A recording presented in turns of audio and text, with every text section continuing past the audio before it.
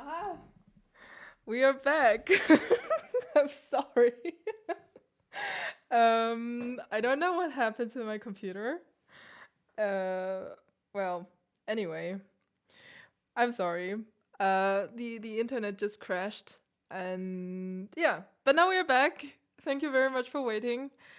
I forgot actually where we were. We were talking about the first movement, as far as I remember, and the second theme. So yeah, let me just check the comments again, just to get back to where we were. Damn. I know every time I'm going live, I know there is something going to happen. And it's so annoying. um, where can I find this live stream? Ah, here. Ha ha ha. Don't want to hear myself. Okay, so let's get back. Let's get back to Waldstein Sonata. Just have to get the right mics on and off, and then it's going to work, hopefully.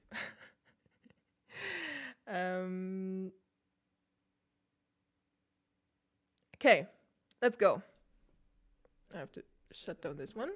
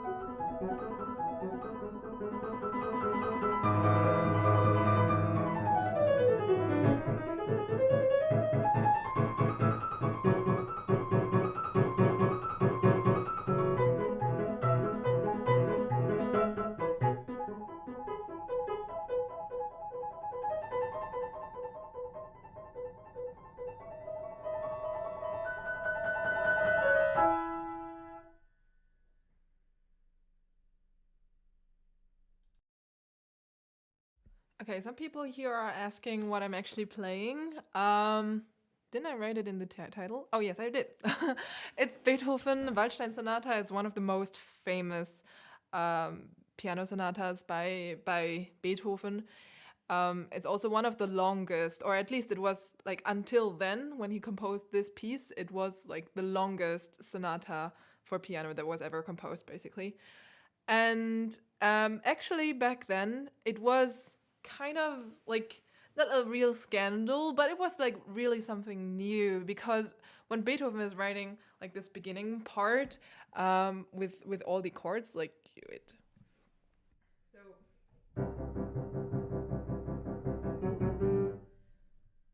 this was like this was like something completely new that you would play a chord that is like pretty close to each other. Like the intervals inside of this chord are not very big, so everything is like sticky together. And this in this area of the piano, and then also on the historical instrument, it was not really sounding like a C major chord. It was more sounding like a noise, like a knocking noise, basically. And this was something completely new. So Beethoven tried out different things, different effects here in this piece, like sound effects with, for example, this knocking theme in the beginning. And then later in for example, the third movement, he's trying out new pedal effects.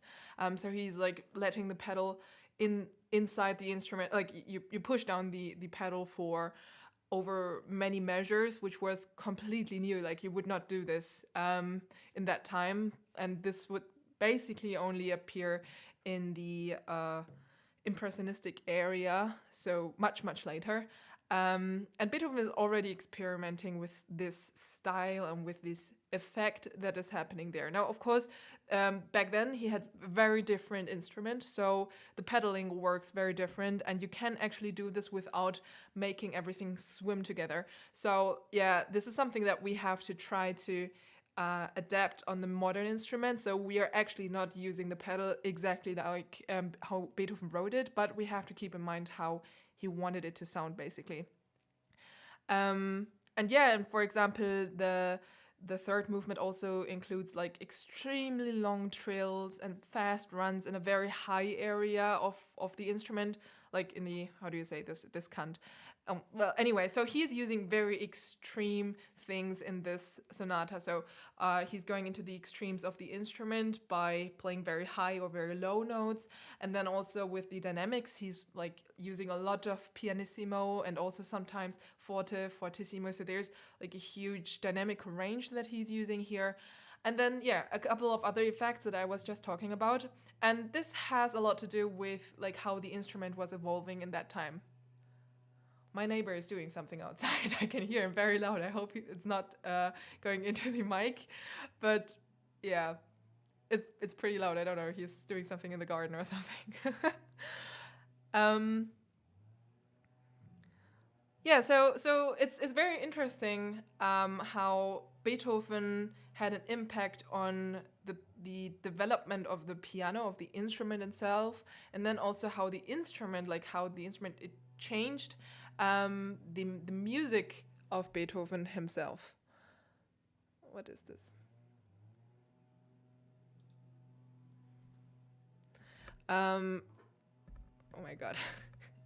My neighbor is so loud. I don't know if you can hear that. Anyway, I let myself continue practicing. And if you have any more questions, just write it in the live stream. I'll try to read it simultaneously.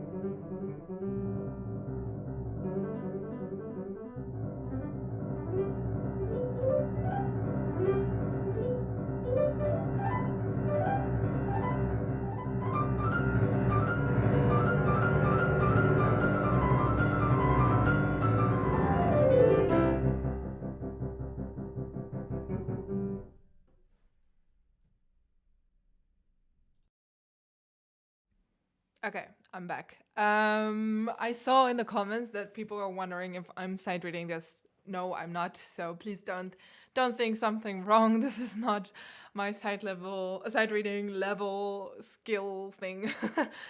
I did play this piece like around 2 years before. I studied it like very intensively, and now I didn't play it for 2 years, and now I wanted to get it out to play it in concerts again. So I practice it now for around a week now, not completely, and just trying to refresh it, to get it back into my hands, to get it back into my brain. Yeah, so just for you to know, I'm not sight reading this piece. Please don't think that this is like sight reading, like normal to sight read something like this in that tempo. And also, I'm like, maybe you can see it, I'm not like flipping the pages or anything. So I do have it already in my memories. I'm just trying to refresh it and make it more secure in my memory. That's it.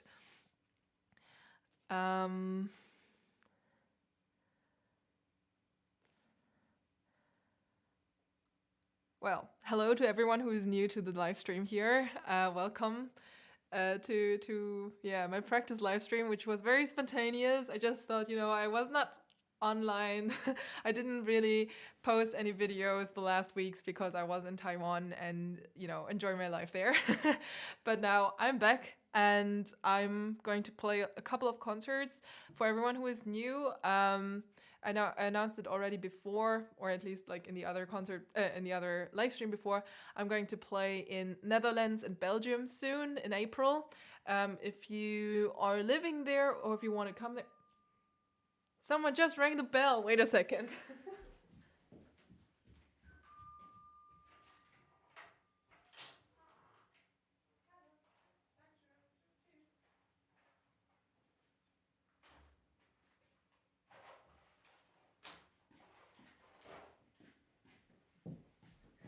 Why does this always happen to me when I'm live streaming or doing any like other stuff when I'm working? Okay. So basically, what was I talking about? I was talking about giving concerts. Yes. So I'm going to play in Netherlands and Belgium soon. And it's going to be on the 8th and 9th of April. If you are living in Belgium or Netherlands, you're very welcome to come and join me.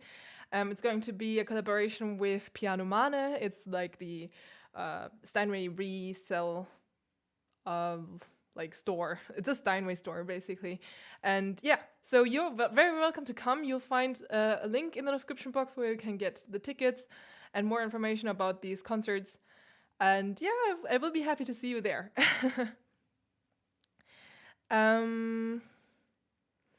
Someone is asking me where in Belgium exactly.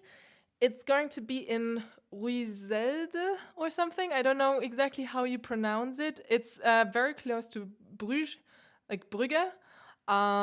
So yeah, you'll get all the information on my website, and also I will post regular stories on Instagram and also on YouTube to get you informed about where and when exactly it's going to be. Yeah. Rick Verben is asking concert in Netherlands. Where?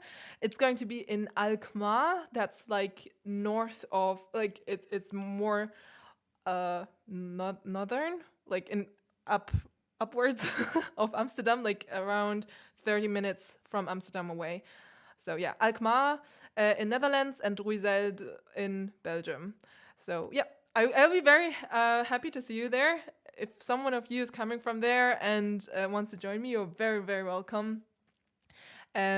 Just go on the link in the description box and you'll find more information and the tickets there. Someone, Potato, is asking me if I'm going to live stream it. Probably not, but I can actually ask the people working there if this is going to be possible, but I don't think so, honestly. There's just too much stuff going on and all the technique, and like today I just failed my live stream already, and there are always so many things happening, so I don't know if we are going to live stream it. I will try to record it though and share it in on YouTube and a little bit on Instagram maybe. Someone is asking me where I am live now. I'm at home in my usual practice room. um, and I'm live streaming from here, basically. Okay, cool. Then back to practicing. So also in Belgium and the Netherlands, I'm going to play Beethoven's Waldstein Sonata, which I'm currently practicing. And on the other half, I'm going to play one time Chopin Opus 10, which is like the program for Alkmaar, and for Belgium, I'm going to play Opus 25 and the Waldstein Sonata. So 2 different programs, and I'm looking forward to play there. Okay, good. Then someone was sorry. I'm in Germany. I'm in Germany right now, and I'm streaming from my home, basically. Yeah, that's it. Okay, let's go back to practice. I'm talking too much. Way too much.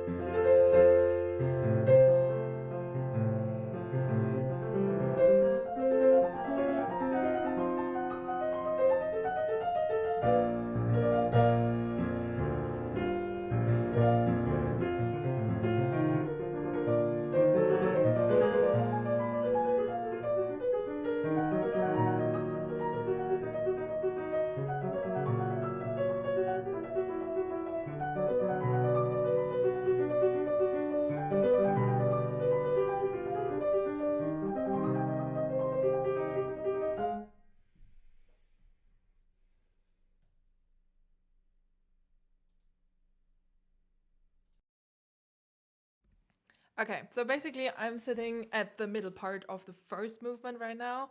For everyone who is just new here, I'm playing Beethoven's Waldstein Sonata. I'm practicing on it for concerts. And yeah, basically, I've already studied this piece like 2 years ago, and now I'm just like trying to refresh it very quick. And as I said, I'm in the middle part of this piece. And as you heard, there are lots of arpeggios, and the harmonies are changing every now and then. So the best way to memorize it is to remember the harmonies instead of like trying to remember each note of the arpeggios. So just let me show you very quick the scores of this piece. Whoops. Like this.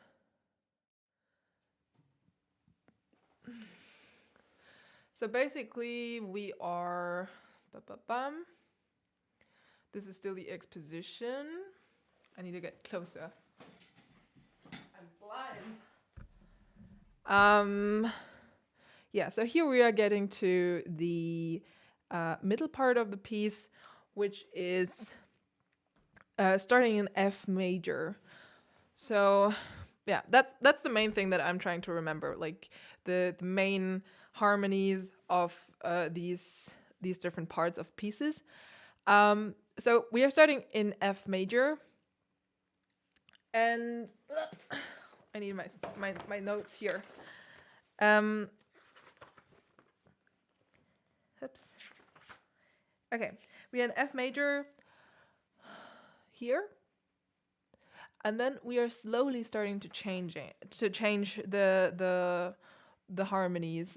We are going through D major and G minor, like it's changing between, like it's basically G minor, sorry, and D major is the dominant of it. So we are changing here all the time, and then we are changing into C minor, and then like we are running through a couple of different harmonies, and the part that I wanted to work now is like the one with all these arpeggios here, starting here. So we're starting in C major, and then we are going into a diminished chord, and then into a C, C, how do you say this? Dominant sept accord. Like a C major with a sept. I don't know actually how to say it in English. My God, I really have to learn like all these how to say all these things in English. So this is happening here in these four. Oops, can you see this?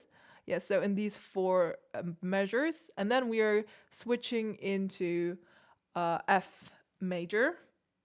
The same concept basically is happening here as well, just in F major, and then we are turning into B major. Yes, B major. Same concept again. And then we are ending up in E flat minor, which is where? I can't see it in these scores, so here's B here. Here is E minor, E flat minor, sorry. E flat minor. And then things are getting like more and more weird. We have F sharp major here. No, sorry, it's here. And then we are going in B minor, then in, is this correct? Yes, it's G major, and then in C minor. And now I gotta memorize all of this. Thanks to Beethoven. Thank you for nothing. Okay, no, thank you for the great music. Okay, let's practice. Oops. Oops.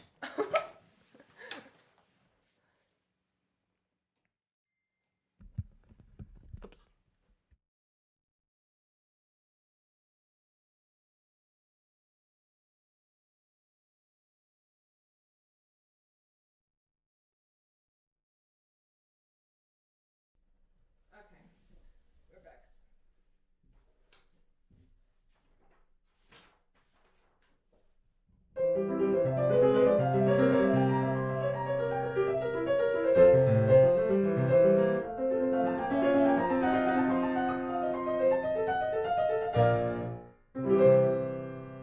So okay, we are here in C major, and then it's a diminished, and then we are back in C major, but like with this B flat, which is like leading us into F major. So basically, this is how we analyze pieces, and this is how this part is built up.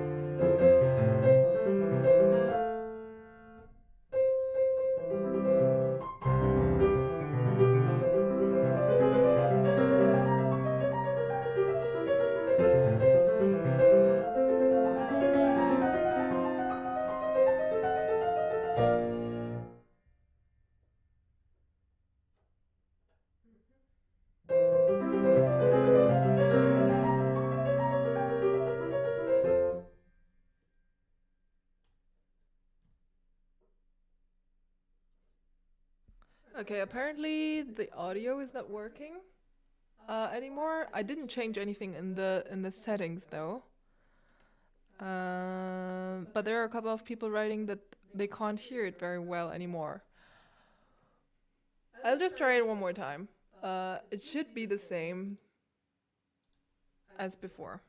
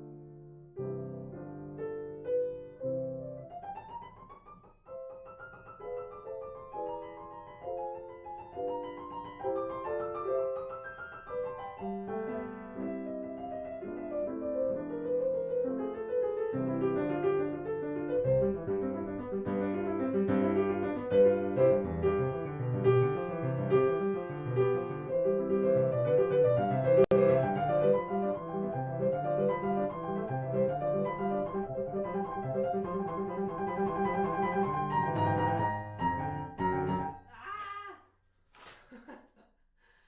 Where is it? There.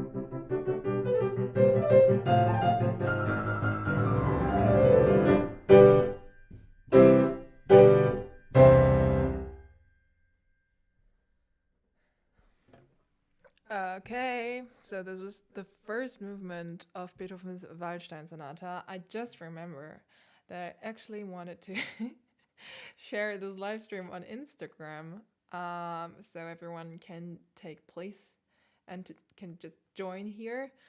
So just let me do this very quick again because it's still like the other link inside, which was from the original live stream, which just crashed. So just let me do this very, very quick. Mm-hmm. Are you actually on Instagram? And if yes, are you actually following me? No. Um, I think Instagram and like all the other social media things, it's like nice to be on it, but honestly, if I would not use it for my work and to share my music, I think personally I would not use it to that extent, to be honest. And even though I know that I'm like watching YouTube shorts like crazy, I feel like I'm completely addicted to it. um, who else is feeling the same? It's crazy because like you're just starting to watch and you think like, yeah, I'm just going to watch like two three things, and suddenly it's like 2 3 hours that passed. That's really crazy. I feel like it's really making you addicted to the platform and to like these mini videos. Yeah, so take care, everyone. Try to not get too addicted to social media and everything. At least I'm trying to, but I have to be honest. Like all these, like cat videos and stuff. It's very. I like it very much, honestly. um. Yeah. So I just posted it on Instagram. I'm back. I can read in the comments. I'm not the only one, at least. Um, that is like trapped in YouTube Shorts and other like very very short videos. Also the reels on Instagram and everything. I feel like I really get addicted to it, and it's really dangerous for me, and I think for many other people as well. Um, okay, so we just covered the first movement. I would like to try to like just play through the first movement and get as far as I get.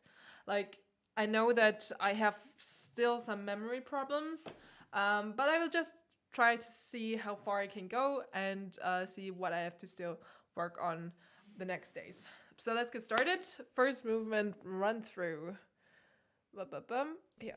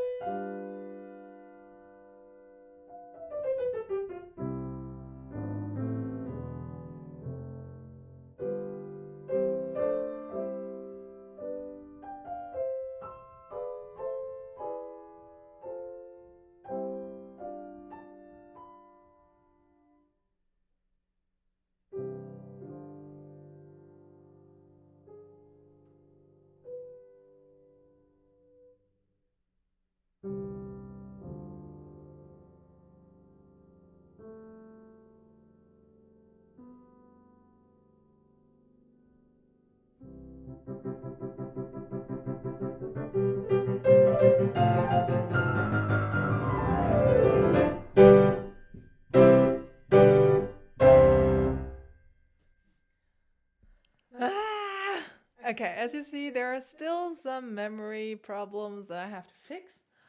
But it's getting less and less, at least. That's something. It's getting in the right direction.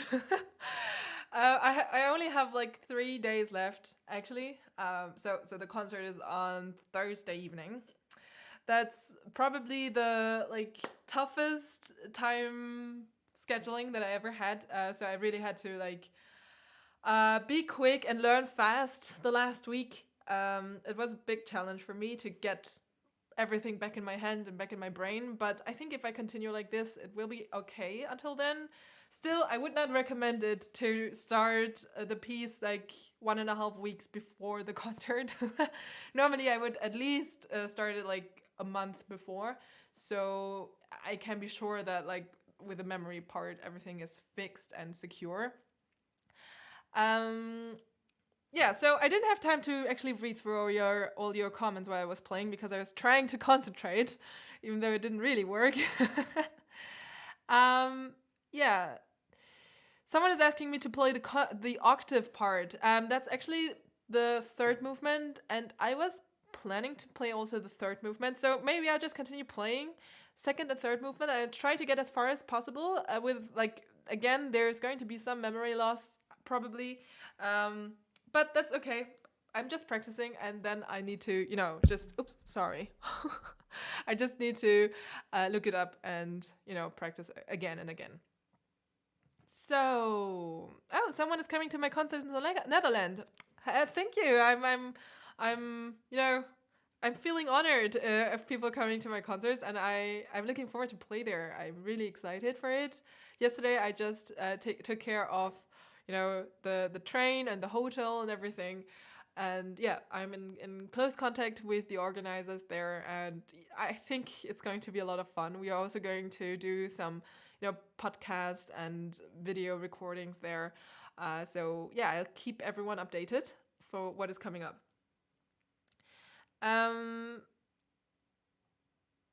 Okay, so I'll just continue playing second and third movement. I'll try to get as far as possible, and then, we'll see the results. Let's go. This one.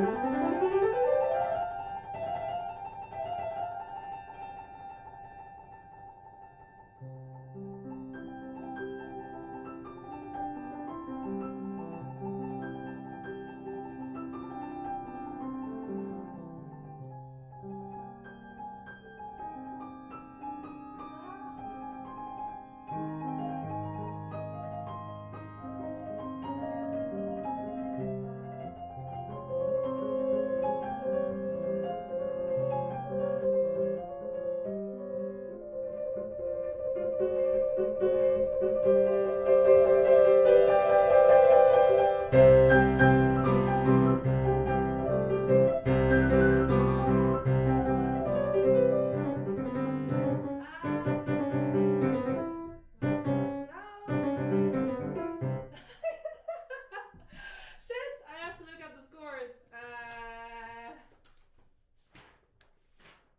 So close.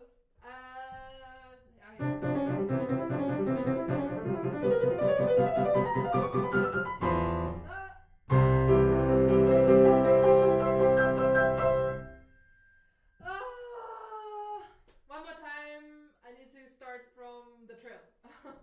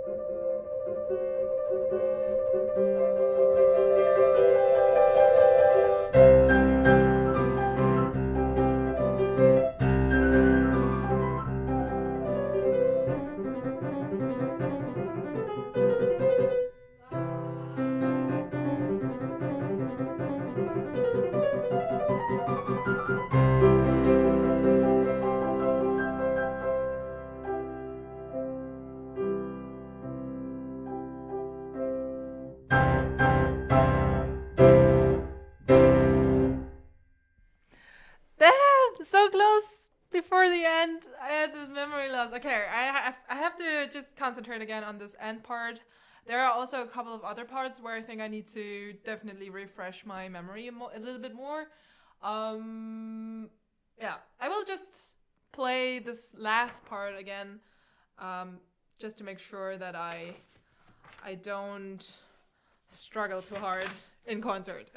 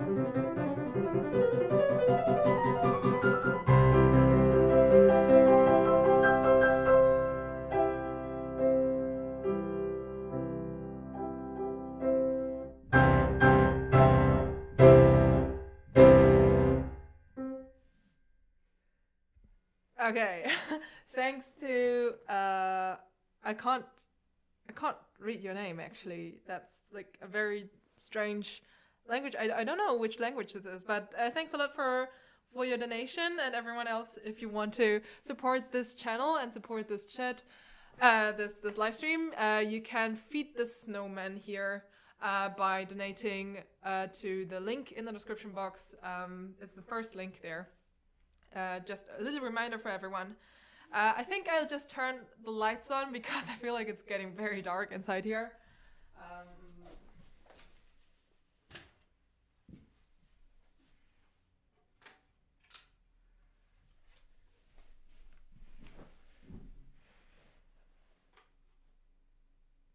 Okay, much better for me. I don't know what happened inside the chat because at some point things turned into car insurance. I think I missed something. But anyway, I will. I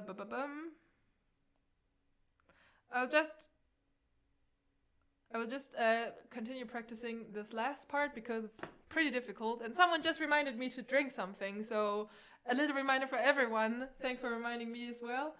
I need to drink something. But where's my water? There it is.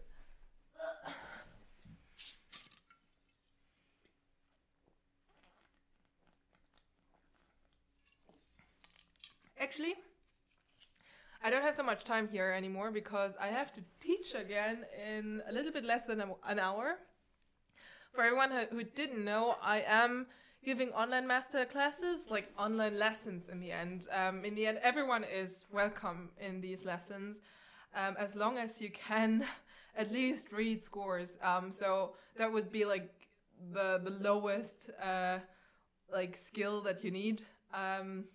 Because I think, teaching you how to read scores is something that you can easily learn online or with other people. I don't think that you really need me for this, but I will be happy to work with you on your program, on the pieces that you are working on right now. If you have like questions or problems, technical problems or problems or like ideas for your interpretation, and you want to, work on it together with me, there is also a link in the description box where you can find the online lessons on my website.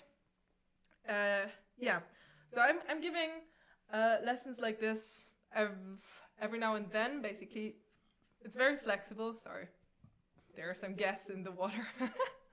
It's very flexible. So basically, you just go on the website, and from there you can choose the date and time which would fit you the best. That's available in my online calendar.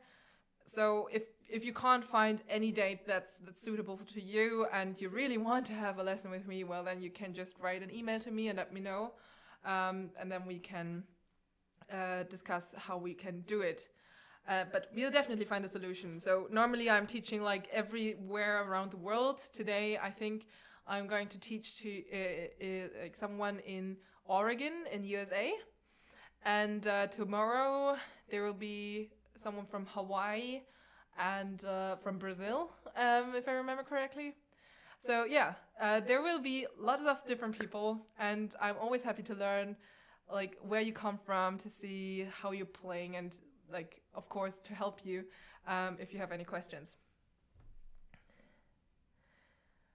So here are some questions.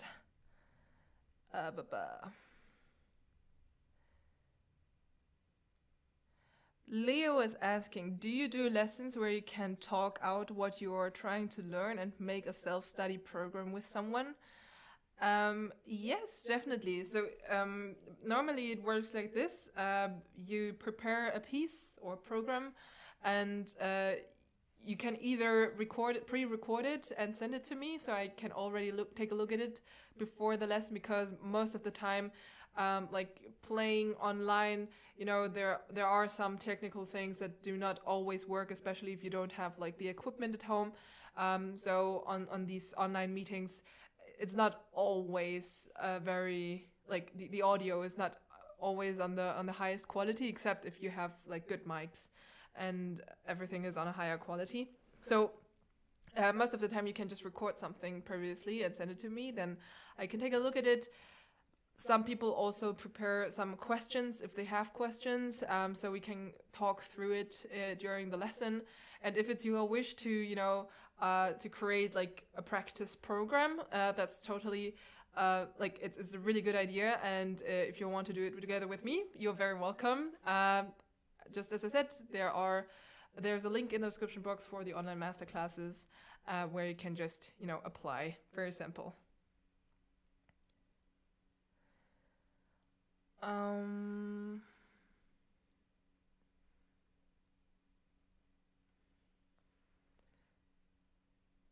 So Charles Fernandez is asking, are Czerny etudes worth learning for technique, or is time better spent learning other repertoire?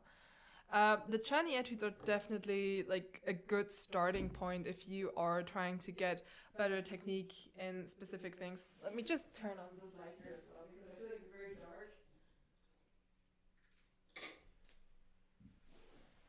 Should be better now, I think. Yeah, I think that's better. So Czerny is definitely a good starting point if you're trying to get better technique without like losing the musical part. All in all, I mean, I always recommend the Hanon exercises. Sorry, I still have some gas from the water.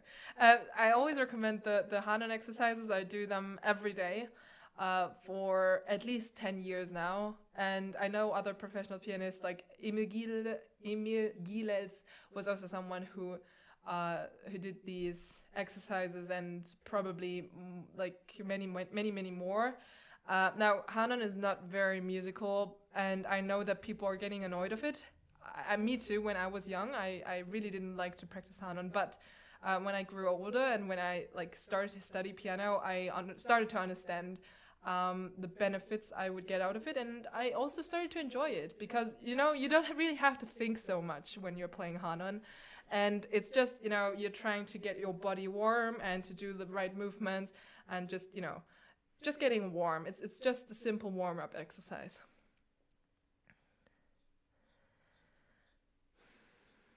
Princiano is asking, are there pieces you play beyond Chopin, like 20th century music and contemporary music?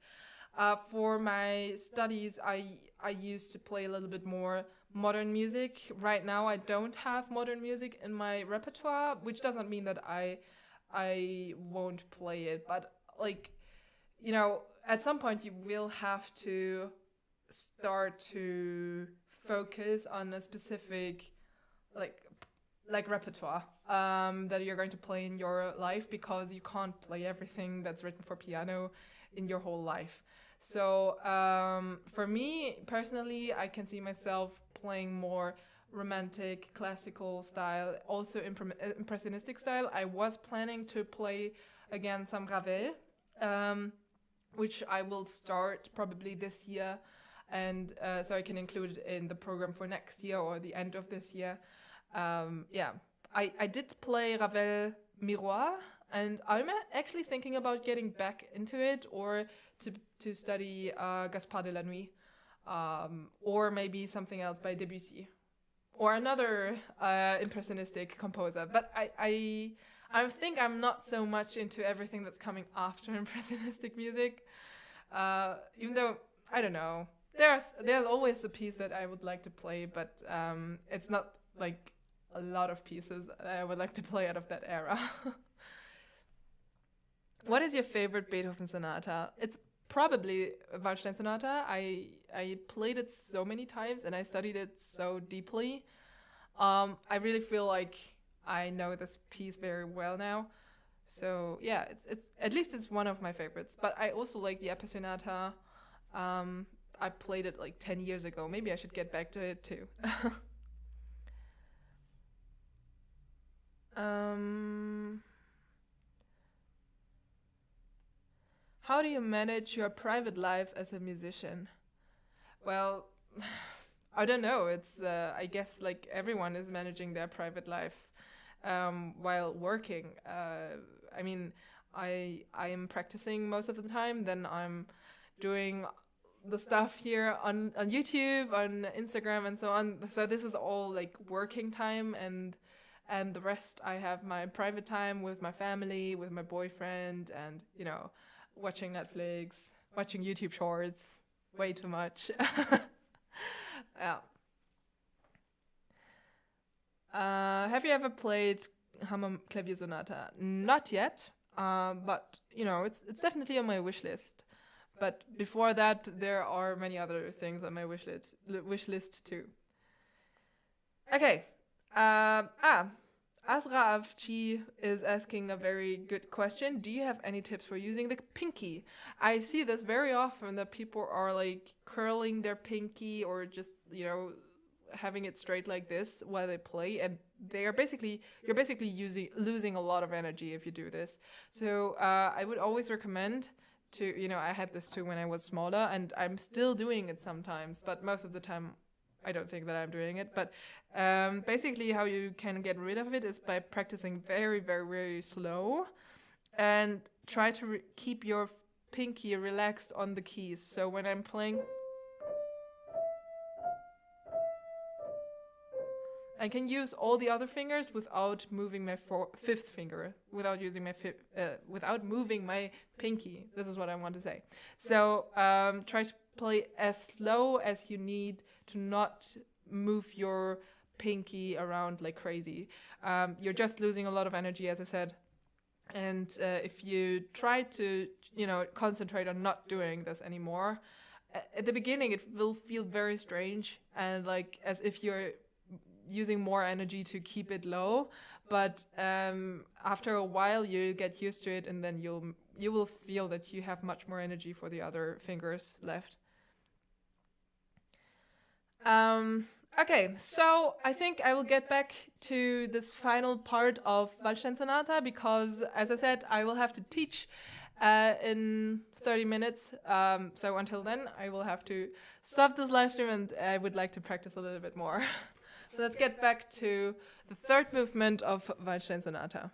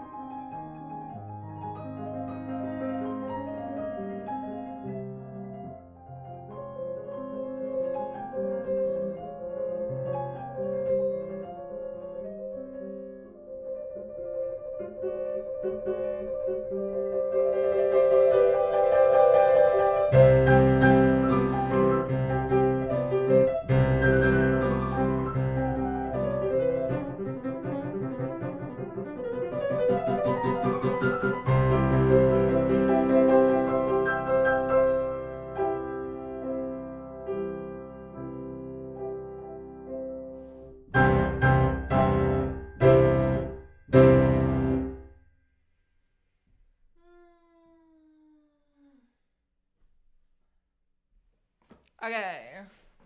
I think I'll read a little bit more comments.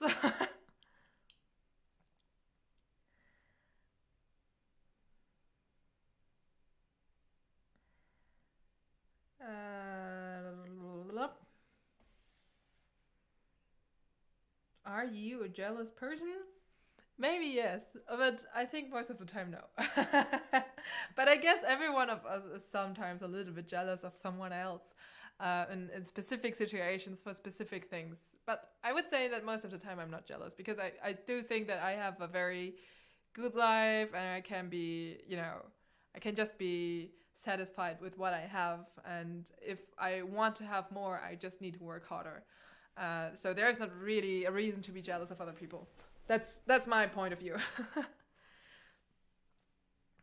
uh, XXYXYYXY is asking if I'm practicing this for a performance. Yes, I'm going to play concerts soon, like in a couple of days only. I will play the Sonata, so the whole Waldstein Sonata plus Chopin Opus 10 etudes. And just a couple of days later, the same program just with Chopin Opus 25. And this is going to be like the program for the next month, plus a piano quintet for piano and wind instruments. So yeah, there's a couple of stuff coming up to me.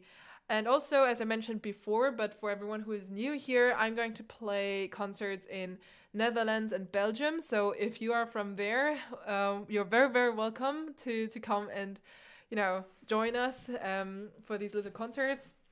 I'm going to play in collaboration with Piano Mane, which is like the Steinway retail store for Netherlands and Belgium, and they have like little concert halls where we are organizing these concerts. For more information and the tickets, you'll find a link in the description box. The concert in Netherlands is going to be in Alkmaar. That's like around 30 minutes from Amsterdam away, and the concert in Belgium is in Ruizelde or something. I don't know exactly how you pronounce it, honestly. But it's very close to Bruges or Brugge. Yeah, so... And Belgium is not very big, so I'll be happy if you come and join us. I'm sure it's going to be a great event, all in all.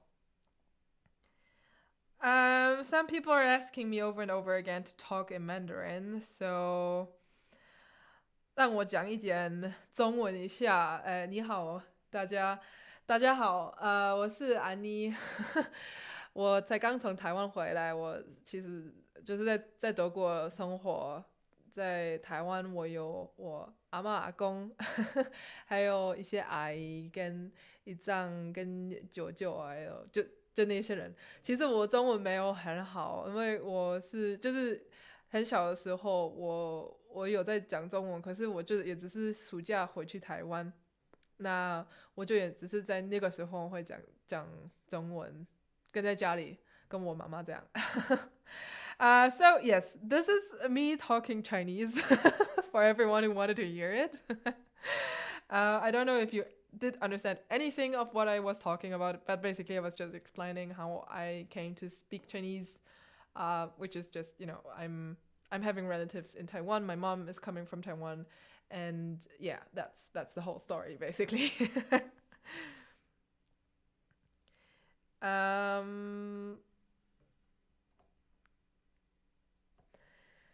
Oh yeah, and someone is asking something in French. Actually, I am trying to, improve my French right now because I would like to, also play some concerts in France in the future, and in Belgium, it would be very helpful to also be able to speak French. I think I'll just close that mic here. Okay, I think this sound should be better now. Yeah. So I would like to be able to speak German, of course, English, Chinese, and French fluently. I think that would be nice to have these languages in my repertoire, let's say.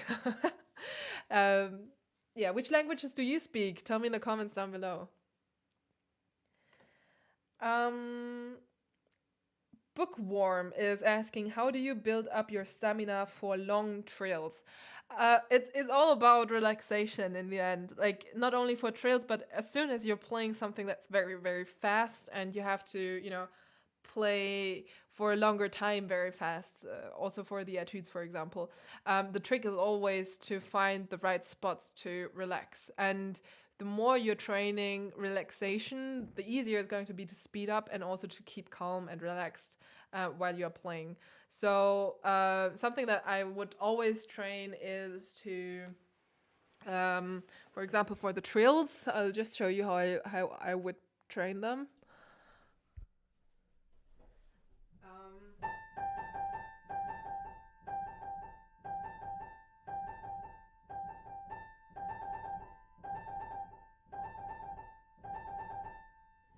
Basically like this, with different rhythms. So I would use different rhythms to, get to use to this movement, and just speed up, and then on the long note I would relax and then speed up again. So if you feel like you need more often a note to relax, you can just put like a slower group of notes, and relax on every long note, and then you put one more note, and then relax always on the long note. And then you, at some point, you will get used to it. And then you will, while you're playing a long trill, you will just feel how your arm feels. And then you can just, I don't know how to actually describe it, but you can actually feel how you're relaxing while you're playing fast. And it's going to change your sound a lot. So yeah, it's all about relaxation in the end.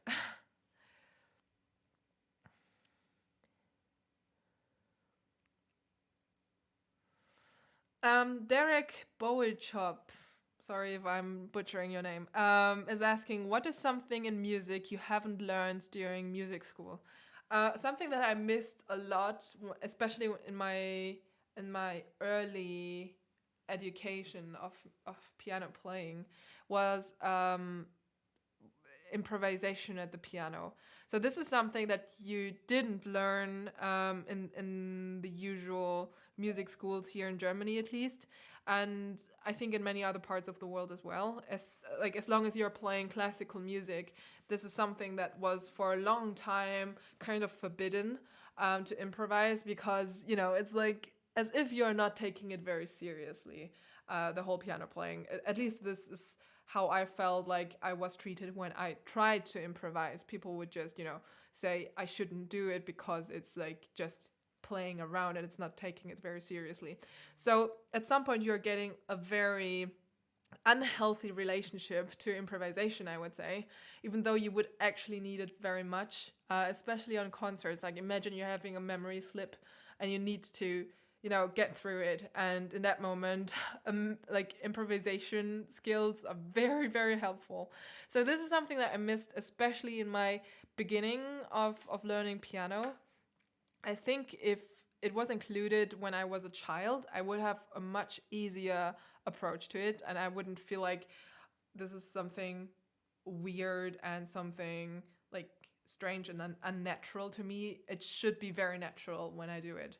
Yeah. So I hope you learn how to improvise. I think it's a very, very important skill to have at the piano, and also it helps you so much to understand music theory. Like, it was a very hard time for me to understand why I need to learn music theory and what benefits it has for me. And actually, when I went to study music at the music university, I also had some improvisation lessons, which was great, and it was like only one of the few music universities in Germany that was offering improvisation lessons. And during these improvisation lessons, I learned like music theory, and I learned how to use music theory for me. So I learned actually more music theory through improvisation than through the music theory classes that we had. So yeah, I can only suggest everyone to try to improvise and try to understand how harmonies works, how like scales are built up, and to just get this feeling into your hand. Like, this would be the only time that I would suggest to really practice scales, because then you're getting a better feeling for harmonies. I would not recommend practicing scales for technical reasons. Like, you will never have so many scales in piano literature that it was really worth it. I don't practice scales normally because it just doesn't happen so much in the literature that you have like a plain scale, let's say. So it's not really useful to just practice scales for technical reasons. But as I said, for music theory, for harmonic understanding, it's good to actually know the scales, and it will help you to improvise at the piano.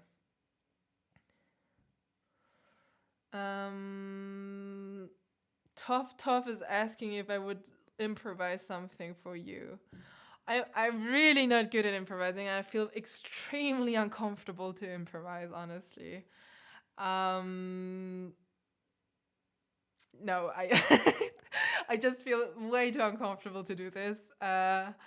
Maybe someday. Maybe I should do a challenge or something like this someday, but I don't know. Um, Maybe someday. I don't know, but not now. I feel way too stressed right now to do an improvisation just like this. Hans Rack is asking, are there any pieces you would like to play that you haven't? Yes, I would love to play Liszt Hamoll Sonata, B minor sonata in B minor. It's like one of the biggest romantic pieces, and it's really one of the best pieces Liszt ever wrote. And like I really want to play it someday and really study it to all its details. Honestly, when I first heard it, I heard it on YouTube with Marta Agerich, and it was so awesome. I was so blown away when I heard it the first time, and I could not stop listening to it. So I listened to it, I don't know, thousands of times before I started to look into the comments down below, and then I saw a comment where someone was writing something like, yeah, she's playing not bad, but you should listen to Christian Zimmermann's version. So I was like, Marta Agerich is awesome, and I love her performance on this one. So I don't think that anyone can play it better than her. But then I was curious because I'm also a big fan of Christian Zimmermann. So I took a look at Zimmermann's version, and it was just a whole other world. And it was just a completely different interpretation. I could start to hear voices I didn't hear before. There were so many details that were just, not as visible as, not visible in Marta Agerich's performance, basically. Even though I still have to say I love her performance, it's overwhelming, and she really understood the piece in another way than Christian Zimmermann. So yeah, I can just suggest everyone to just listen to it. Is there any favorite piece or any piece that you would like to play someday? Tell me in the comments as well.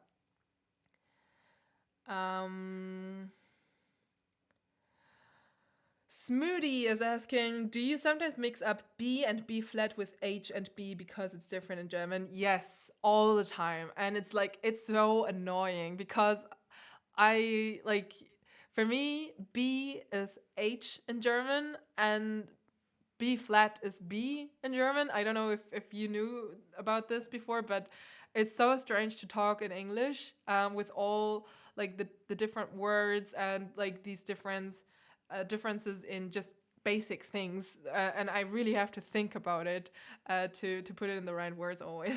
It's really annoying. Yumei is asking, hey Anik, could you give me a trick or exercise to get more control, especially for the fourth and the fifth finger?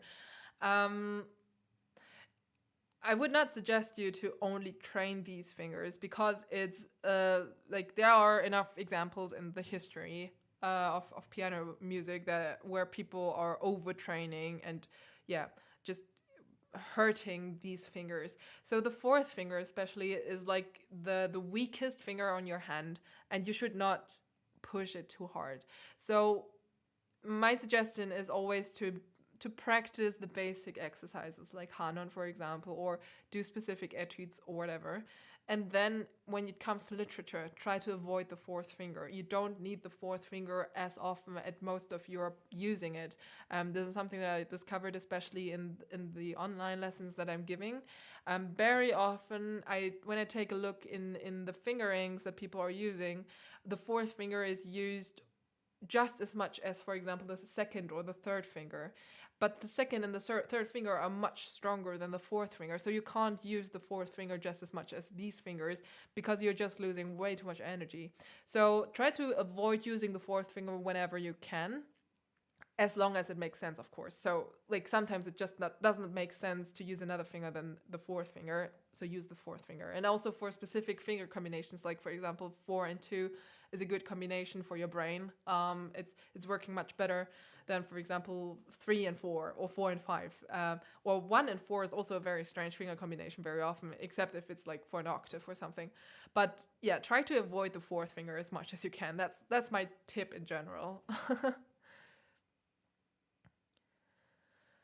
um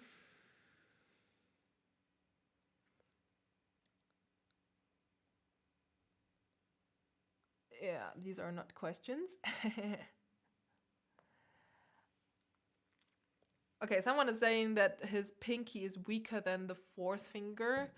Um, then I would also suggest to check your finger combinations. Like if you're only using your pinky on its own, yes, that's also not a very strong finger. So always try to, like, if you have a single melody to play, like really just one voice in that hand, you have all the freedom that you can have for a good fingering. So maybe don't use too much the fourth and the fifth finger for that, because you have 5 fingers to choose from. So don't choose the weakest ones, right?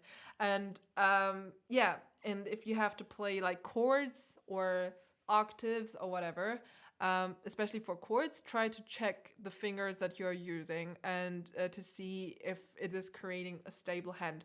So you're not focusing too much on the finger itself, but more on the stability of your hand to create stability in your finger. Very often I see people just concentrating on the fingers and trying to make their finger faster or their fingers stronger or whatever, but like it's not so much that we're training the single fingers, it's more about giving the finger as much support as possible by having the right grip, by having the right support from like underneath here, so your knuckles are like giving you the right support and the right, I don't know, the right form to play piano. And the rest comes like out of your wrist and your arm and your shoulder. So don't concentrate too much on your fingers, I would say. Can you trill with fingers 4 and 5? No, I can't. Or maybe just a little bit, but like this is taking so much energy. Like that's not a good trill. I mean, I can do it if it's really, really necessary and if there's really no other solution, but it never happened to me that there was no other solution than that. There's always another solution.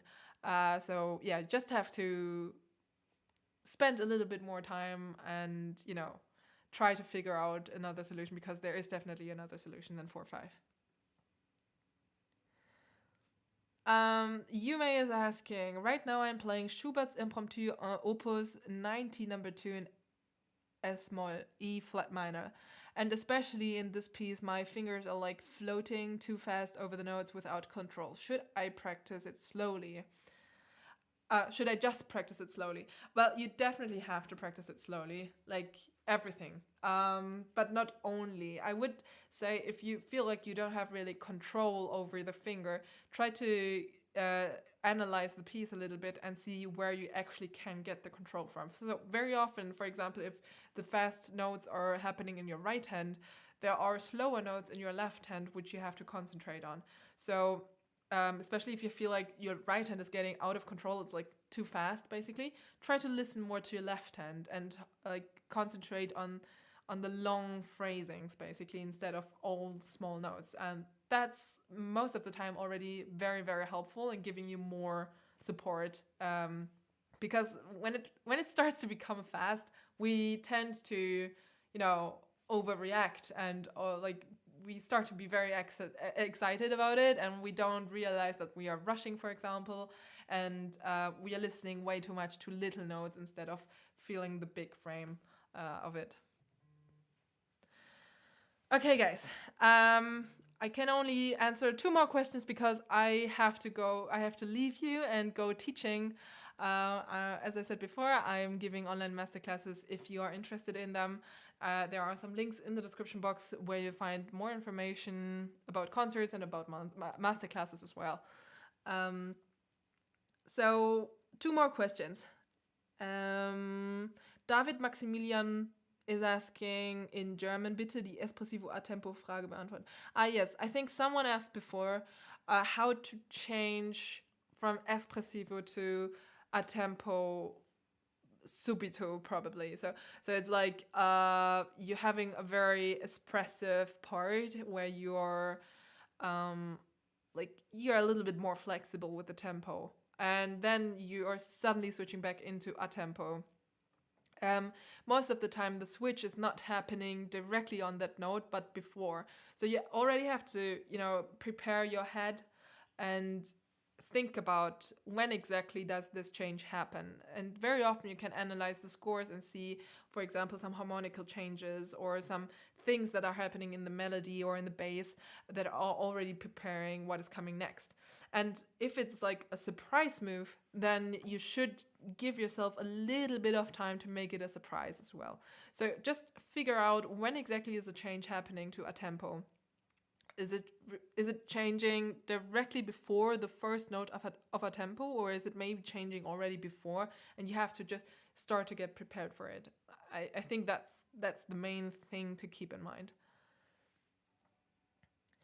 Hugo is asking, do you use metronome every time when you practice? Not necessarily every time, but very often, I would say. Especially when I'm playing classical and romantic pieces. I think it's like one of the basic things to work with. And even Chopin, Chopin was teaching a lot. And his students wrote letters and diaries where they wrote what they learned, how Chopin was teaching, and so on. And one of them, or not only one of them, but a famous one, she wrote that Chopin put a lot of attention on practicing with metronome before you start with all the rubato, with all the ritardando and accelerando stretto and everything, like all this timing stuff. Before you get into this, try to get a very clean tempo with metronome. It does not necessarily have to be very musical, because playing with metronome is never really musical, but try to get it as musical as possible, but still very, very stable in tempo, and then you can start being more flexible with the tempo. But yeah, if even Chopin said something like this, I think we should all try to keep this up. Okay, one very last question because I really have to go. What's your favorite color? Pink, I would say. I have lots of stuff in pink. I'm probably extremely girly sometimes, and I'm a big Hello Kitty fan, so there's a lot of stuff in pink as well. So yeah, pink is my favorite color. What is your favorite color? Tell me in the comments down below.